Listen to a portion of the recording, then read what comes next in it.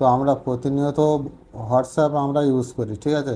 তো হোয়াটসঅ্যাপে যদি কোনো ব্যক্তি তোমাকে কোনো মেসেজ করে যদি ডিলিট করে দেয়, সেই মেসেজটা আমরা কিছুক্ষণ পর যখন লেট হয় দেখতে, তখন দেখি যে মেসেজটা ডিলেট অবস্থায় আছে, ঠিক আছে। তো সেটা কিভাবে আমরা দেখতে পারবো, ঠিক আছে। ডিলিট করা অবস্থায়ও আমরা অন্য জায়গা থেকে দেখতে পাবো। তো কীভাবে সেই সেটিংসটা করব সেটা আজকে তোমাদেরকে রিভিউ করব। তো যারা আমার চ্যানেলে নতুন অবশ্যই সাবস্ক্রাইব করে পাশে থেকো, আর যারা ফেসবুক থেকে দেখছো অবশ্যই ফলো করে নিন। তো চলো বেশি দেরি না করে শুরু করি। তো প্রথমে তোমরা চলে যাবে তোমাদের হোয়াটসঅ্যাপে, ঠিক আছে। আমি তোমাদের হোয়াটসঅ্যাপে দেখাই, ঠিক আছে। তো হোয়াটসঅ্যাপে যাওয়ার পর এখানে দেখো একজন আমাকে মেসেজ করে ডিলিট করে দিয়েছে, ঠিক আছে। তো মেসেজটা এখানে দেখো ডিলিট করে দিয়েছে, দুটো ডিলিট আছে। তো মেসেজটা কটার সময় ডিলিট করেছে সেটা দেখো, 11টা 3-এ একটা মেসেজ আছে আর 11টা 5-এ একটা আছে, ঠিক আছে। দুটো ডিলিট হয়েছে 11টা 3-এ আর 11টা 5-এ। তো তোমরা প্রথমে চলে যাবে তোমাদের সেটিংসে, ঠিক আছে। তো প্রথমে তোমরা তোমাদের সেটিংসে চলে যাবে। সেটিংসে যাওয়ার পর এখানে দেখো notification notification status and bar, ঠিক আছে। তো এখানে তোমরা প্রেস করে দেবে। এখানে প্রেস করার পর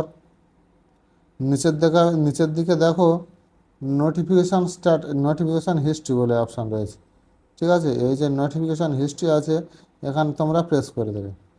এখানে প্রেস করে দিলে কি হবে, যখন তোমাদের ওই যে অপশানটা মানে হোয়াটসঅ্যাপে যেগুলো তোমাদের কেউ মেসেজ করে ডিলিট করে দিচ্ছে, এখান থেকে তোমরা দেখতে পাবে, ঠিক আছে।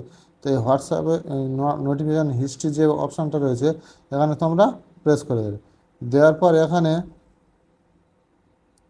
এখানে দেখো এই যে অপশানটা রয়েছে, এখানে এটা তোমরা চালু করে দেবে, ঠিক আছে। চালু করে দেওয়ার পর